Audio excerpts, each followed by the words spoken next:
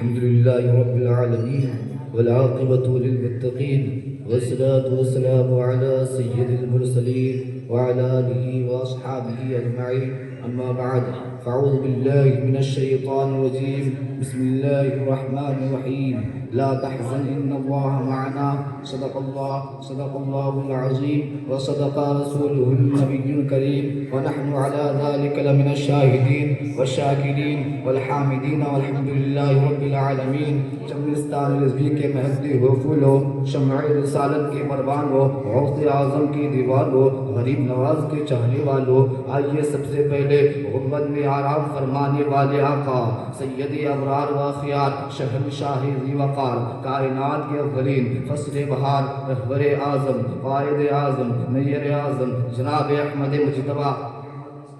صلی اللہ علیہ وسلم کے بارگاہ میں بکر نام اپنی غلامی کا بےکس نام میں اپنی غلامی کا ثبوت دیتے ہوئے درود شریف کا نذرانہ پیش فرمائیے اے بابا سے بلند درود شریف اللہم صلی علی سیدنا مولانا محمد بارک وسلم صلی اللہ علیہ وسلم علیہ رسول اللہ صلی اللہ تعالی علیہ وسلم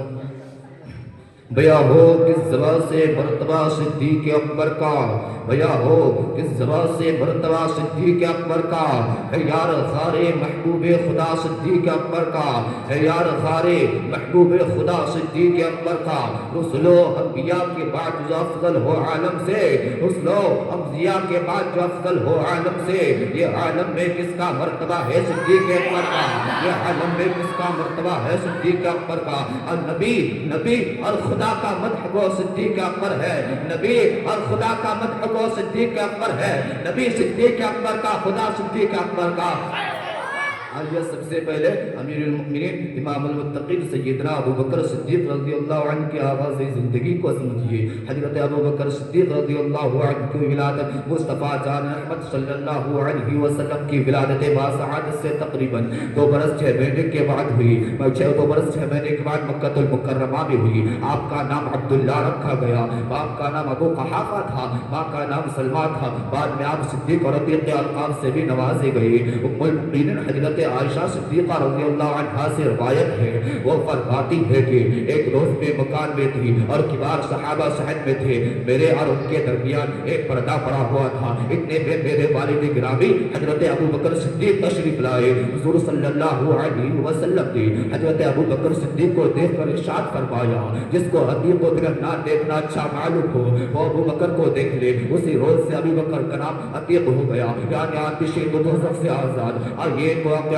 سماعت فرمائیے سبحان اللہ قربان چاہیے صدیق اکبر رضی اللہ عنہ کے عشق پر قربان چاہیے صدیق اکبر رضی اللہ عنہ کے محبت پر کہ سال ہر سال کا پرانا سہا جس کے اندر اتنا خطرناک زہر بھرا ہوا تھا تو اسے موت کے آغوش نہ ہونے کے علاوہ کوئی چارہ نہیں مگر صدیق اکبر رضی اللہ عنہ سوراخ پر پاؤں رکھے ہوئے ہیں ساتھ اندر سے نکلنے کے لیے بے قرار ہے کہ پاؤں ہٹایا جائے کہ میں باہر آؤں سامنے پاؤں کا بوسہ دیتے ہوئے وارننگ دی اے ابو بکر رضی اللہ عنہ اپنا پاؤں سوراخ سے باہر کر لیجئے اپنا پاؤں سوراخ سے ہٹا لیجئے ورنہ اگر میں نے دست لیا تو فوراً زمین پر دب کر تب توڑ دو گی کیونکہ میں بہت پرانا صاحب ہوں میرے اندر اتنا خطرناک زہر بھرا ہوا ہے پھر بھی صدیق اکبر رضی اللہ عنہ ہے کہ اپنی جگہ پاؤں جمائے رہے اور دل میں مکمل فیصلہ کر دیا کہ کسی حال میں سوراخ سے پاؤں نہیں ہٹاؤں گا چاہے کیوں نہ میں دست لیا جاؤ چاہے کیوں نہ میں ہلاک ہو جاؤ صدیق اکبر رضی اللہ عنہ کا ارادہ اور بھی مضبوط تر ہوتا جا رہا ہے کہ ہرگز قدم نہ اٹھاؤں گا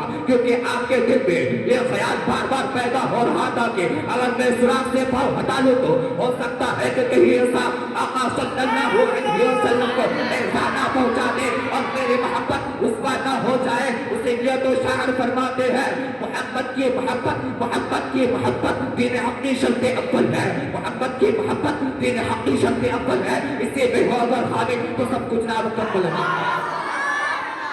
مگر میرے دوستو اور صحابی رسول صلی اللہ علیہ وسلم کا بہت بڑا عاشق تھا اور روایتوں میں ہے کہ وہ 1000 سال سے سرکار کی زیارت کا مشتاق اور منتظر تھا اس نے حضرت ابو بکر کو بہت محبت دی اس نے حضرت ابو بکر رضی اللہ عنہ کو بہت محبت دی اور کہا اے ابو بکر رضی اللہ عنہ میرا راستہ چھوڑ دو مجھے نکلنے دو صدیق اکبر رضی اللہ عنہ کہ اپنے ارادے پر مکمل طور پر مستقیم نظر آ رہے ہیں مگر جب صاحب مایوس ہو گیا کہ یہ راستہ دینے والے نہیں ہے اب صاحب اپنا پر بدلتا ہے اور غصے پہ آ کر صدیق اکبر رضی اللہ عنہ کے پاس وہ دست لیتا ہے. دستے ہی زہر کا اثر بڑھنے لگا. مگر قربان چاہیے صدیق اکبر رضی اللہ عنہ کے حوصلہ پر, قربان چاہیے صدیق اکبر رضی اللہ عنہ کے ہمت و شجاعت پر. زہر کا اثر تیزی سے جسم بھر میں پھیلتا جا رہا ہے, بے قراری بڑھتی جا رہی ہے, بے چینی زیادہ ہوتی جا رہی ہے. زہر کے اثر سے جسم کا روکتا روکتا کھڑا ہو رہا ہے. ادھر دل میں عشق رسول کی طرف بھی بڑھتی جا رہی ہے, محبت رسول میں اضافہ ہوتا جا رہا ہے.